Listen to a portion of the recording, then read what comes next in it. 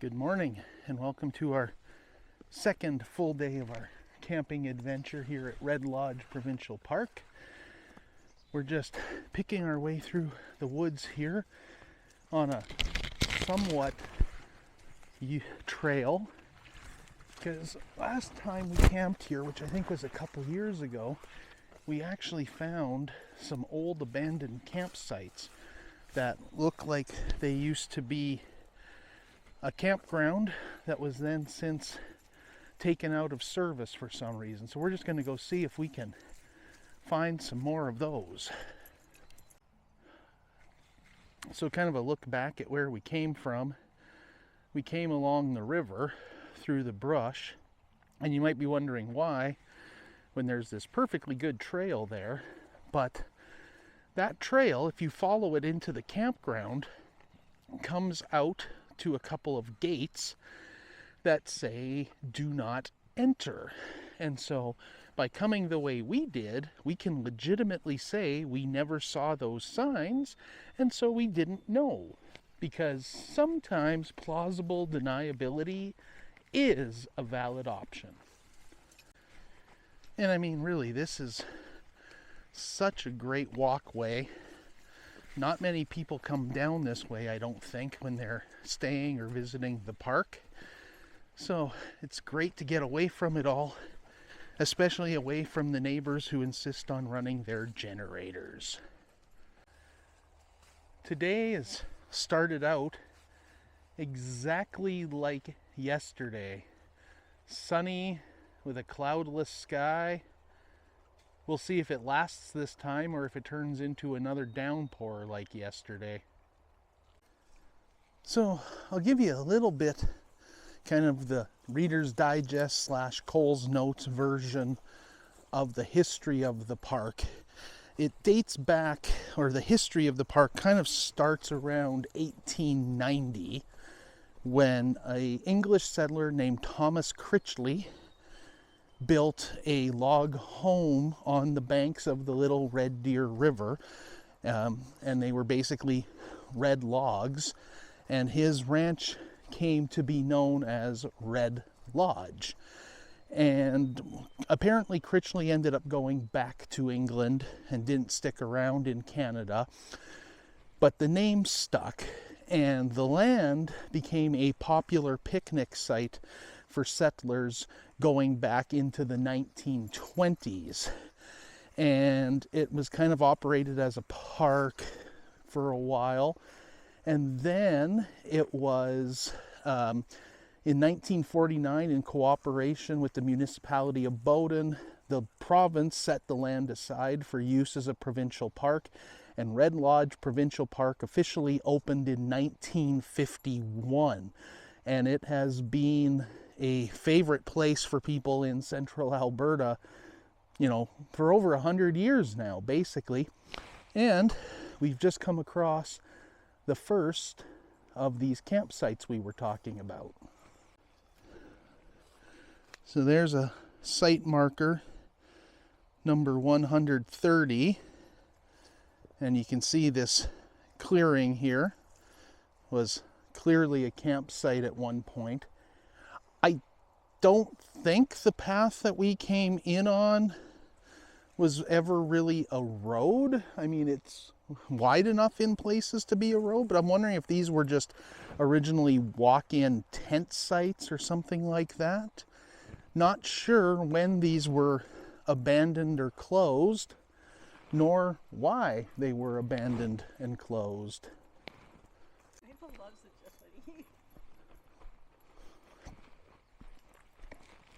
Somebody had a campfire here not that long ago.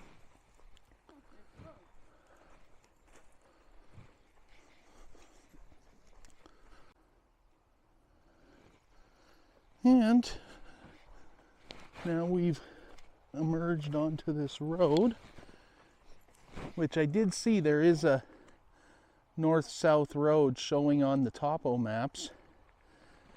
So that way would take us back to the main highway and the entrance into the park.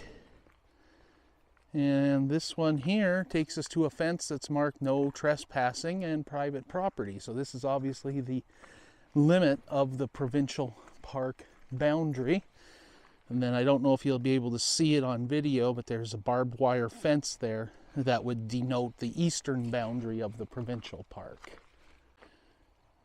And you can kind of see on the map here, the provincial park does extend to the north as long as you stay on the west side of this road, but the trick is you're blocked by the Little Red Deer River. Now, I swear on previous visits we found more campsite markers, but so far we've only found that one on this trip that says 130. So we're just going to kind of follow this. It looks like it kind of formed a loop with that other path, and see if there's anything more along here or any more evidence of other campsites.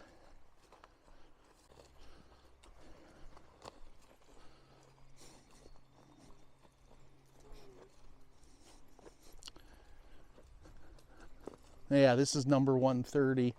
We just came in from the other direction.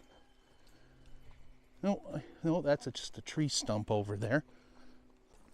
Follow this random path here towards the river.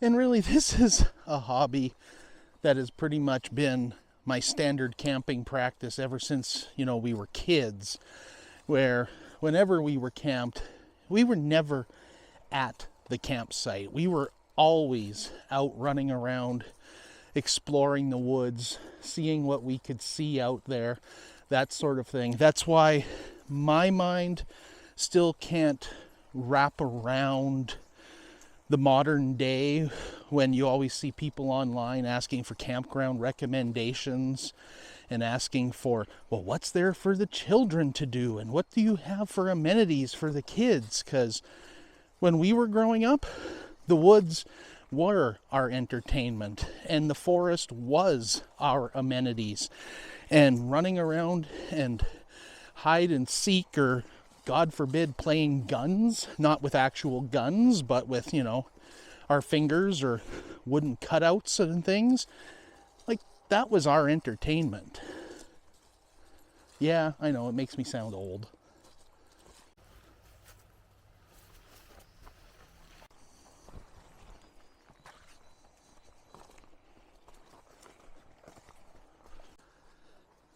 And we have reached the limits of our travel here because we have achieved a riverage.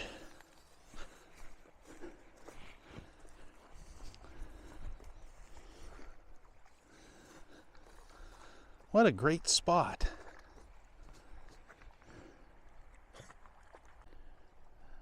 Now, I don't know if you'll be able to see this on screen, but you can see the arrow where we are.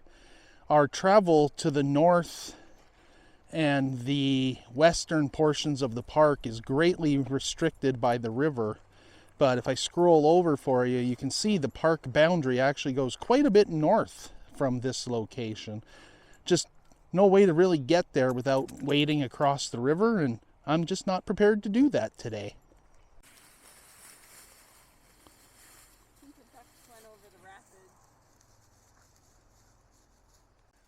So the name Little Red Deer River is in recorded history going back as far as the Palliser expeditions between 1857 and 1860.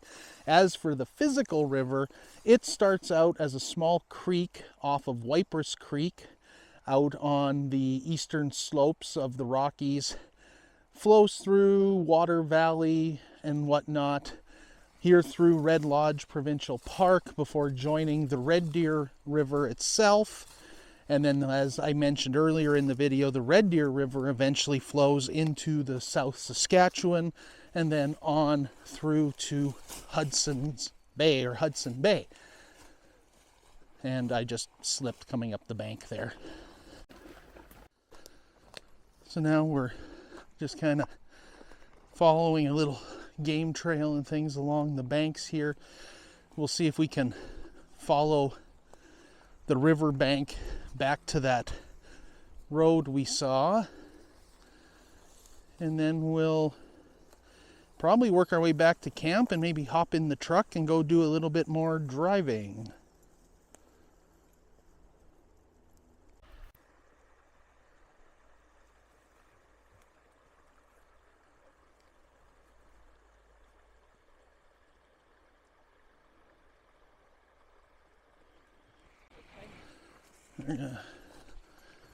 Push through some spider webs.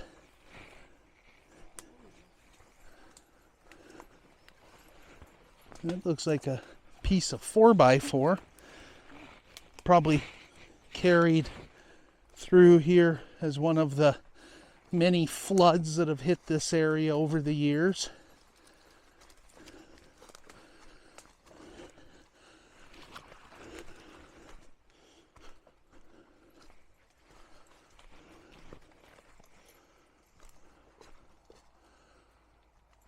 It looked, yeah, if we go right and through here, we might get into an open area, make for a little easier travel. Ow. Yeah, this is looking more encouraging.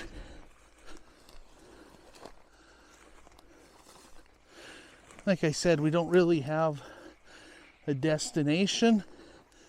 I was just hoping to find more abandoned campsites. I know there's got to be some.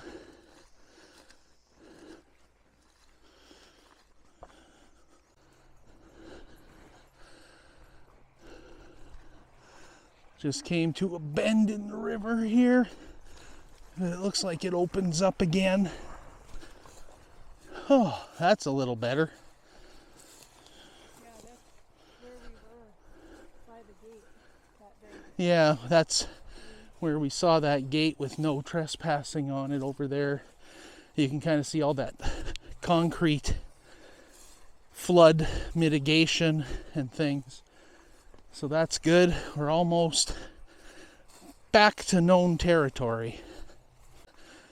Now, I have looked off and on over the years, and I never have found any sort of actual record or documentation as to where the cabin that gave Red Lodge its name actually stood. So if you happen to know, let us know, because I'd love to know, you know.